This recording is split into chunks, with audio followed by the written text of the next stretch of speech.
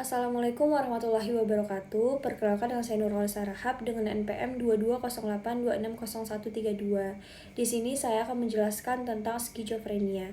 Dari definisinya sendiri, skizofrenia ini merupakan gangguan psikiatri yang ditandai dengan adanya psikosis, yaitu ada halusinasi, ada waham, gangguan proses berpikir, dan cara berperilaku. Dan ini minimal terjadi selama 1 bulan.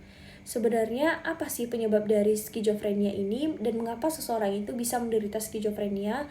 Yang pertama, dia itu ada diastesis, yaitu di mana seseorang lahir dengan kerentanan tertentu. Misalnya, ada seseorang lahir dengan kerentanan depresi ataupun skizofrenia. Memang dasar genetiknya emang begitu, tapi genetik ini sendiri dia itu dipengaruhi oleh 3 faktor. Ada penyalahgunaan zat, ada stres, dan ada trauma. Misalnya seorang suami istri dia tuh menikah, tapi istri ini sebenarnya dia tuh nggak punya skizofrenia, tapi karena ada 3 faktor tadi yang mempengaruhinya, seperti dia pemakai narkoba ataupun dia tuh punya trauma mendalam dalam hidupnya, itu bisa mengubah genetiknya dan bisa diturunkan ke anaknya. Jadi genetik ini dia itu bisa dipengaruhi oleh lingkungan. Yang kedua, hipotesis dopamin, di mana terjadi peningkatan dan penurunan dopamin pada jalur tertentu. Misalnya, terdapat peningkatan dopamin pada jalur mesolimbik. Seperti yang kita ketahui, mesolimbik ini kan fungsi itu sebagai pengaturan emosi dan persepsi. Jadi, bisa bayangin kalau misalnya dopamin ini dia itu terus meningkat, maka emosi seseorang itu dia itu akan meluap-luap, muncul agitasi, seseorang itu akan sering ngamuk-ngamuk, muncul gejala positif, muncullah waham. Dan juga kan fungsi itu sebagai pengaturan persepsi. Nah, kalau misalnya dopamin itu dia itu meningkat, maka interpretasi tubuh seseorang itu dia itu akan jauh lebih sensitif. Yang tadinya benda itu nggak ada, dia melihatnya jadi ada. Dopamin ini akan terus-terus dikeluarkan, maka terjadilah dopamin hijack.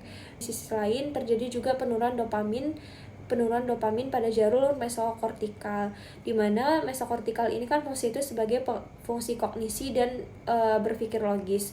Nah, ketika terjadi penurunan dopamin, maka seseorang itu dia itu akan nggak bisa mikir logis, dan dia itu nggak bisa berekspresi, maka muncullah gejala negatif. Selanjutnya, hipotesis norepinefrin. Ketika terjadi peningkatan norepinefrin, maka terjadi peningkatan impuls sensorik. Yang tadinya benda itu nggak ada, dia melihatnya jadi ada, muncullah halusinasi dan waham. Selanjutnya, hipotesis glutamat, di mana terjadi penurunan reseptor dari N-metil D-aspartat, di mana glutamatnya itu dia itu banyak, tapi reseptornya itu sedikit. Akhirnya dia itu nggak nempel, maka karena dia itu nggak nempel, maka terjadilah penurunan GABA. Yang terakhir, teori developmental, di mana terjadi kegagalan embriologi yang menyebabkan pembentukan dan penyatuan gen yang salah, di mana jadi seseorang itu lebih rentan terjadi skizofrenia. Untuk kriteria diagnosisnya sendiri, dia itu harus ada satu gejala yang jelas seperti talk echo, yaitu adalah pikiran yang berulang yang terus bergema di kepala, ada talk insertion ataupun withdrawal, ada perception, ada halusinasi, ada waham, dan lain sebagainya. Ataupun ada 2 gejala yang jelas seperti ada halusinasi panca indera, ada afek tumpul, pikiran yang terus terputus, ataupun gerakan katatonik. Menurut PPDGJ sendiri, skizofrenia ini terbagi menjadi beberapa bagian. Yang pertama, dia itu ada skizofrenia paranoid, di mana terdapat waham dan halusinasi, dan yang menonjol itu adalah waham yang paranoid.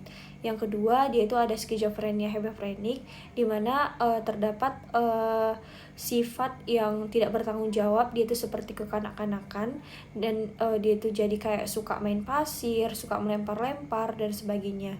Yang ketiga, dia itu ada ada katatonik, dimana kalau saya katatonik itu dia itu ada gangguan psikomotor, dia itu ada halusinasi, ada wahamnya, ada gangguan psikomotor kayak misalnya rigiditas, negativisme, dan lain sebagainya. Dan yang keempat, dia itu ada residual dan simplex. Bedanya residual sama simplex ini, mereka itu kan sama-sama, dan pasien itu datang ke kita dengan keluhan gejala negatif, tapi bedanya kalau saya residual ini dia itu sebelumnya ada riwayat skizofrenia, sedangkan kalau saya dia yang simplex itu dia itu nggak ada riwayat skizofrenia. Selanjutnya ada depresi pasca skizofrenia. Terus dia datang dengan gejala depresi, ada mood depresi, minatnya hilang, mudah lelah, terus muncul gejala skizofrenia. Dan yang terakhir dia itu ada tak terinci. Untuk terapi dari skizofrenia ini, dia itu terbagi menjadi 3 tahapan. Yang pertama itu fase akut. Di fase akut ini, biasanya pasiennya itu datang dengan keluhan gejala positif, seperti waham, halusinasi, bicara sendiri. Maka tujuan kita itu adalah untuk mencegah pasien itu untuk melukai dirinya sendiri ataupun melukai orang lain, karena ini merupakan kasus emergensi. Yaitu tujuan kita adalah mengendalikan perilaku yang merusak, menurunkan gejala psikosis. Maka kita akan berikan antipsikosis yang injeksi ataupun oral. Dosis anjurannya itu dinaikkan bertahap 1-3 minggu sampai dijumpai dosis maksimal untuk kendalikan gejalanya. Yang kedua, yaitu ada fase stabilisasi, yaitu tujuannya itu adalah untuk mempertahankan perbaikan gejala, mengoptimalkan fungsi proses kesembuhannya. Dosis minimalnya itu dipertahankan sampai 8-10 minggu sebelum ke dosis rumatan. Perlu ditambahkan injeksi long acting juga per 2-4 minggu. Yang ketiga, yaitu ada fase rumatan. Di fase rumatan ini kita akan cegah kekambuhannya. Dosisnya mulai diturunkan sampai kita dapat dosis minimal yang mampu cegah kekambuhannya. Nah, sampai kapan sih kita bisa kasih antipsikosis ke pasien skizofrenia ini, sampai kapan dikasih obat gitu kan. Kalau misalnya dia itu terjadi akut, dia itu baru pertama kali muncul, bisa kita kasih 1 tahun. Tapi kalau misalnya dia itu udah kronis, udah lebih dari beberapa kali, maka dia itu harus diberikan selama 5 tahun ataupun bisa sampai seumur hidup. Antipsikotik ini sendiri dia itu terbagi menjadi 2, ada antipsikotik yang tipikal dan antipsikotik yang atipikal. Antipsikotik tipikal ini dia itu diberikan ketika terdapat gejala positif. Contoh yang bisa kita berikan itu adalah haloperidol. Sedangkan kalau misalnya antipsikotik yang atipikal itu dia itu diberikan kalau misalnya terdapat gejala positif dan gejala negatif, seperti dan obat yang kita bisa kasih itu adalah risperidon sama clozapine. Untuk prognosisnya itu sendiri bisa baik bisa buruk. Baik kalau misalnya onsetnya itu dia itu lebih lambat, terdapat faktor pencetus yang jelas seperti dia itu ada perceraian, di PHK dan lain sebagainya. Terus ada riwayat sosial, terdapat support system yang baik dan menikah. Sedangkan prognosisnya itu dia itu bisa buruk kalau misalnya onsetnya itu dia itu lebih mudah dan tidak ada faktor pencetus, terdapat riwayat skizofrenia dan dia itu belum menikah dan tidak ada support system yang baik.